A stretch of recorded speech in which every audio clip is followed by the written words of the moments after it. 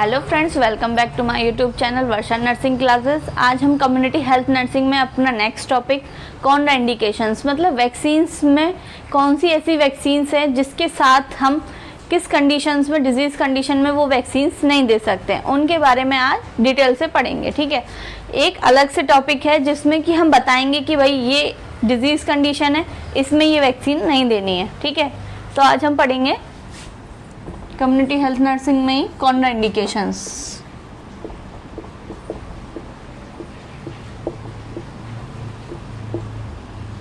Contraindication, ठीक है।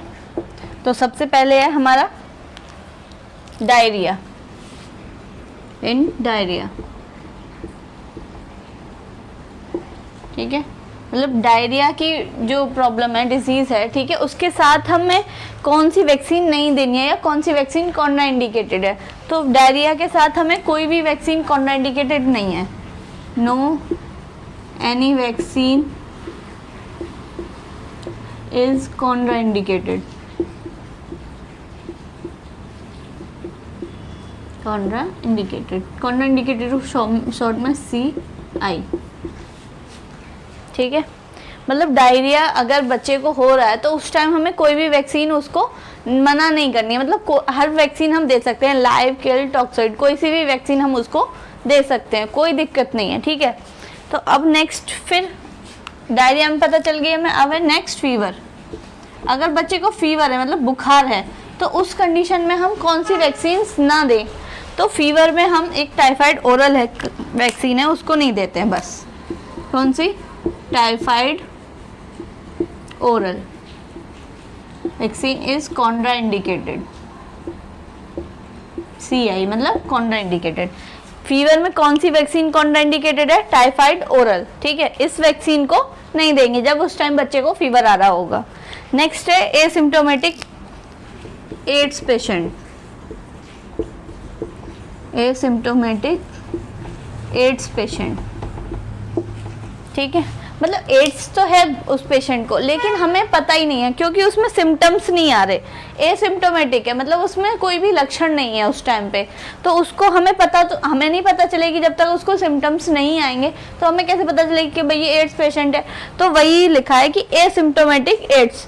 अगर एसिम्प्टोमेटिक है तो उसको कोई भी वैक्सीन कॉन्ट्राइंडिकेटेड नहीं है, मतलब सारी वैक्सीन हम लगा सकते हैं। No any vaccine is contraindicated।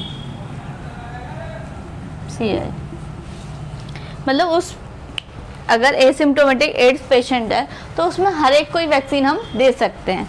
ठीक है, अब ये तो हो गया एसिम्प्टोमेटिक। अगर सिम्प्टोमेटिक नहीं है, मतलब सिम्प्टोमेटिक है, हमें पता है कि एड्स पेशेंट है और उसमें सिम्टम्स भी आ रहे हैं, तो उस टाइम पे कौन सी वैक्सीन्स नहीं देंगे उसको हम? ठीक है, एड्स पेशेंट है, कैसा है? सिम्प्टोमेटिक। तो उस टाइम पे हम कौन सी वैक्सीन्स नहीं देंगे उसको? Live vaccine. जितनी भी लाइव वैक्सीन्स हैं, ऑल लाइव वैक्सीन्स, ठीक है, सारी लाइव वैक्सीन्स नहीं देंगे एक्सेप्ट एक छोड़ के। कौन सी? BCG। BCG लाइव वैक्सीन है, लेकिन हम इसको दे रहे हैं क्योंकि ये एक एक्सेप्शनल केस है उस टाइम। ठीक है, एड्स के सिम्प्टोमेटिक पेशेंट में हम जितनी भी लाइव वैक्सीन्स हैं वो नहीं देंगे। All live vaccine is contraindicated, CI, ठीक है, नहीं देंगे सिवाय किसको? BCG को। BCG को छोड़ के BCG दे सकते हैं हम उसमें। ठीक है, तो लाइव वैक्सीन्स मैंने आपको पिछली वीडियोस में बताया है कि लाइव वैक्सीन्स कौन सी होती हैं और क्यों नहीं देते हैं। ठीक है, क्योंकि लाइव वैक्सीन्स क्या है, उसमें एटेन्यूएटेड प्रोसेस करके दिया जाता है वैक्सीन, मतलब लाइव दिया जाता है माइक्रो ऑर्गेनिल्स को। तो अगर एड्स पेशेंट है तो उसकी इम्यूनिटी ऑलरेडी वीक है। ठीक है, अगर हम उसको लाइव माइक्रो ऑर्गेनिल्स उसकी बॉडी में एंटर करेंगे उस टाइम पे तो वो डिजीज़ कॉज कर देगा, और इतनी इसकी इम्यूनिटी नहीं है एड्स पेशेंट की कि वो उसको झेल पाए, तो उसको क्या हो जाएगी? बीमारी हो जाएगी। इसीलिए हम उसमें क्या करेंगे? लाइव वैक्सीन्स नहीं देंगे। ठीक है, किसमें? एड्स पेशेंट में। बस कौन सी? BCG देंगे। ठीक है, अब प्रेगनेंसी में भाई प्रेगनेंसी भी तो एक तरीके से इम्यून डेफिशिएंसी कंडीशन है ना, मतलब उसमें भी जो पेशेंट मतलब प्रेग्नेंट वुमेन है उसकी क्या होगी, इम्यूनिटी वीक होगी इन प्रेगनेंसी। प्रेगनेंसी में भी हम क्या, ऑल लाइव वैक्सीन, कोई भी वैक्सीन लाइव नहीं देंगे, all live vaccine is Contra indicated, मतलब सारी लाइव वैक्सीन कॉन्ट्रा इंडिकेटेड है छोड़ के, एक्सेप्ट, इसमें भी क्या है, एक्सेप्शनल है, एक्सेप्ट येलो फीवर। ये भी सेम इसी की तरह है, ये भी एक लाइव वैक्सीन है येलो फीवर, लेकिन हम प्रेगनेंसी में इसको दे रहे हैं, बाकी सारी लाइव वैक्सीन नहीं दे रहे हैं, वही सेम कंडीशन है। इसमें प्रेगनेंसी में जब प्रेग्नेंट होगी लेडीज तो उसकी इम्यूनिटी वीक होगी, उस टाइम पे हम उसको लाइव वैक्सीन नहीं देंगे, ठीक है। तो ये तो हो गए सारे कॉन्ट्रा इंडिकेशंस, एक तरफ से हमें पता होनी चाहिए कौन कौन सी हैं। अब एक है अपर एज, मतलब मैक्सिमम लिमिट, कि हम किस वैक्सीन को कितने एज तक दे सकते हैं, ये हमें नॉलेज होनी चाहिए, तो हम उसके बारे में पढ़ेंगे, अपर एज के बारे में।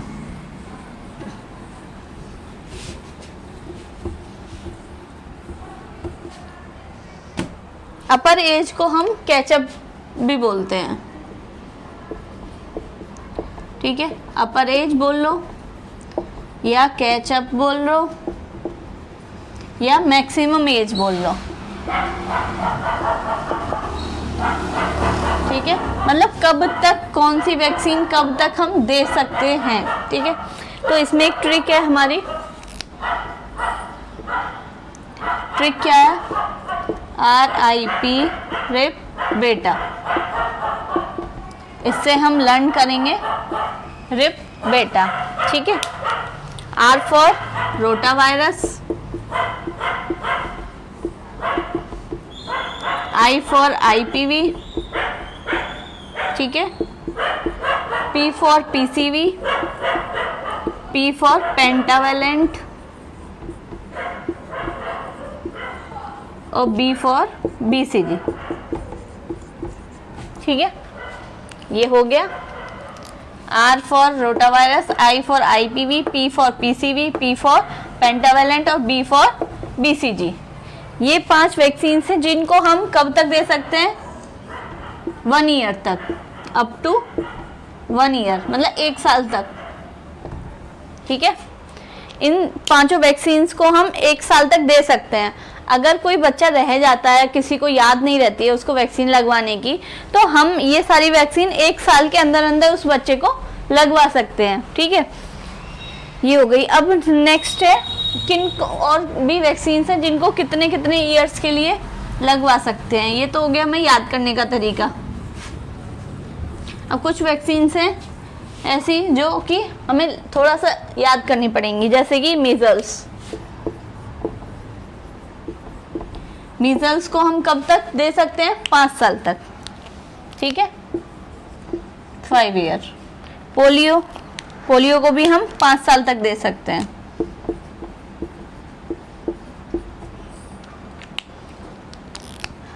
ठीक है, 5 साल तक दे सकते हैं। अब बची है 2, जापानीज एन्सेफेलाइटिस और DPT।